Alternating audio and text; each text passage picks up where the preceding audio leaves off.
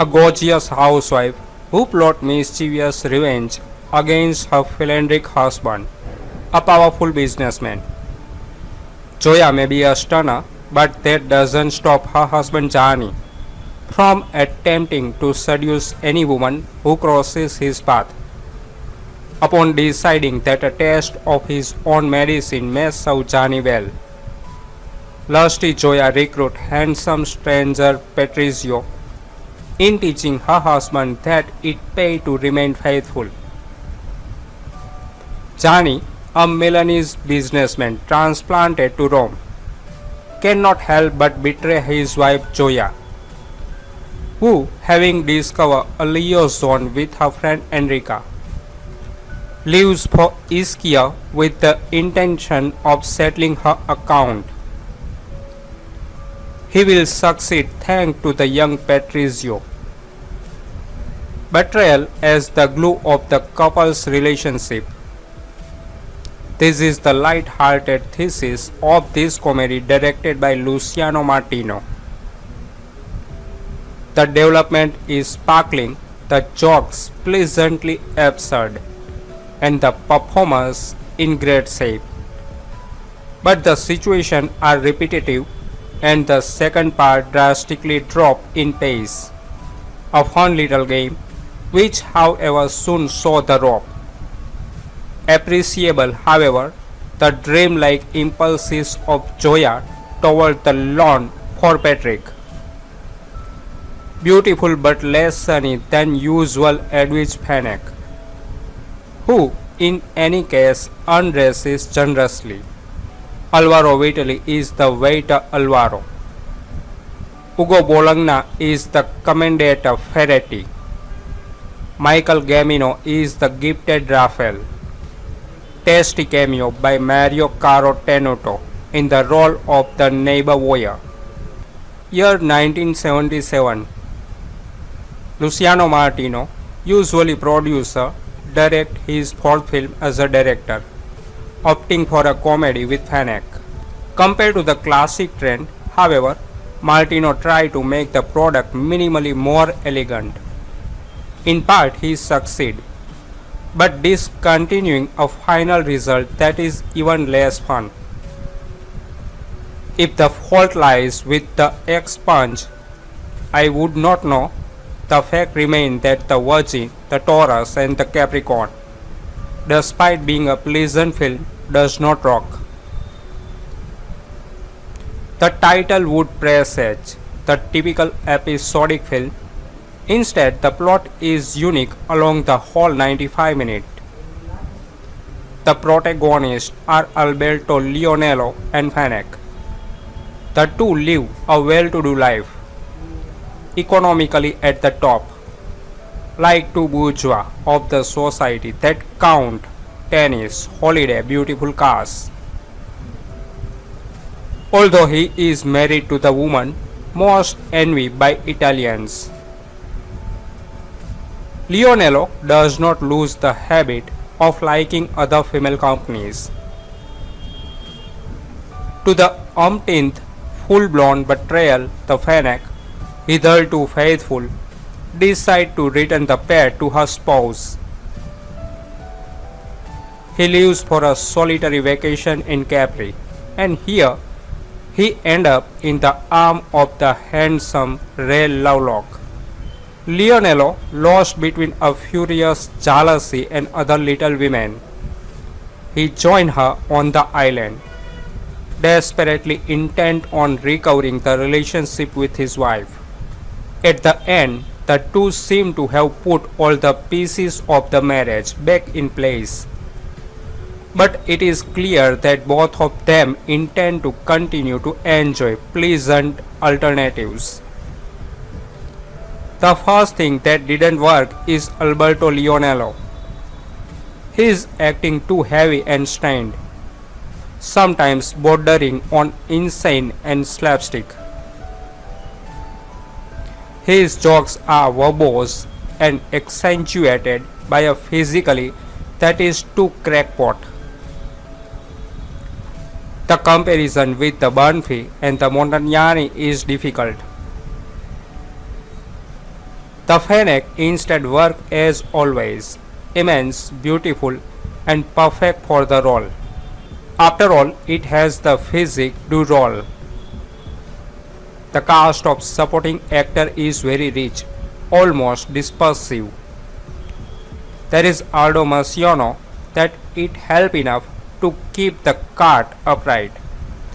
In its role as a slightly speckled nobleman with the tics and mania of women. There is Lovelock who limits himself to being there. With his handsome physique, there is Ricardo Guerin with very few lines. There is Alvaro Whitley, underused. There is Ugo Bologna, Commedia with two poses of number. Ditto Mario Caro Tenuto. Michael Gambino played the hairy stallion.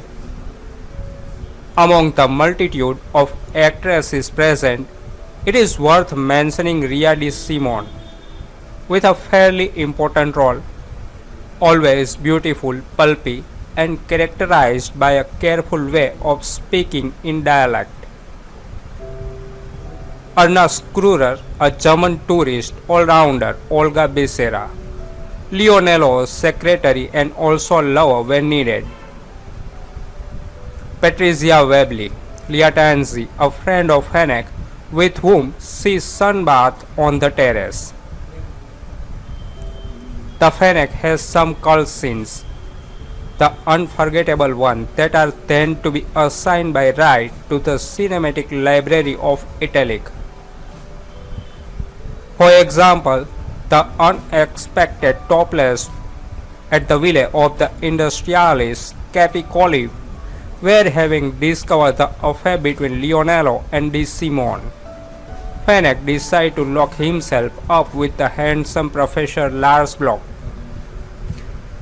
pretending a noisy romantic encounter to punish the adulterous husband. Or when she in Capri she saw up in the pool with an explosive black costume, or when she with her dressing gown full of lace, she tried to convince her husband to pay her attention. Nothing, Leonello is deaf and blind, he prefers it de Simone.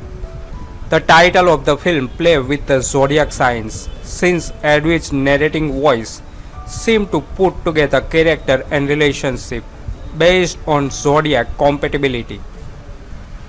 A fleeting pretext to go into the manipulation hedged by the screenplay in the form of a pocket with the fixed horn. Virgo, Taurus and Capricorn are not very funny. She smiles here and there and limits herself to never satisfied, admiring the splendor of the eternal Fenech and the equally substantial Ria de Simone and Patricia Webley. Italian comedy has Edwige Fenech playing a housewife who learns that her husband is cheating on her. At first, she just makes him mad by flashing her to men, but after he does it again, she set her eye on a good-looking giggler. The latest DVD release features this film uncut with the option of an English or Italian track, but those details might not be too important, nor is the comedy, because the main draw of this film is the body of Fenech. If you are wanting to see the beauty, then you have come to the right picture, because there's plenty of that. As far as the film itself goes, it's really nothing too special. With the idea of her husband cheating on Fenech, you have to use your imagination. But this does lead to some nice funny moment with the husband running around town, trying to catch up with her before she can sleep with someone else. Other funny sequences include the one where Fenech decides to show her to other men in front of the husband. Leonello does a pretty good job in the role of the husband, even though he widely overacts. But this is something that seemed to be the case in terms of all male performances from the films I have seen from this genre. As for Fenech, she is as charming as ever, and she looks as great as ever. She isn't shy when it comes to showing off her wonderful body, and that happened throughout the majority of the running time. A lesser actress would have made this film pretty much worthless, but fans of hers will certainly want to check this out. Edwige Fenech plays a woman whose husband won't sleep with her, but chases after everything else in a skirt. To get back at him, she exposes her to all his friends at a pool party, and then drags some poor guy into pool house, locks the door, and bounces loudly on the bed while her husband goes crazy outside. He doesn't learn his lesson though and continue his philandering, so she really does cuckold him with her suave gigolo played by Ray Lovelock.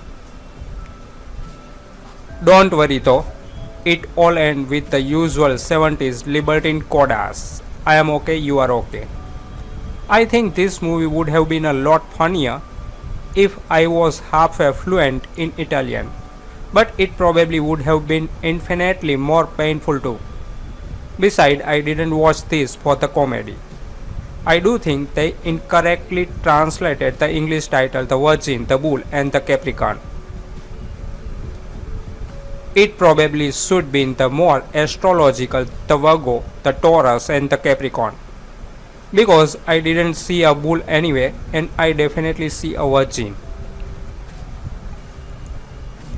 It's impossible, gasped Edwige Fenech's character, Joya, while watching her husband Johnny and his latest mistress exit their trysting place in the 1977 Italian comedy The Virgo, the Taurus, and the Capricorn. And viewers may feel inclined to agree.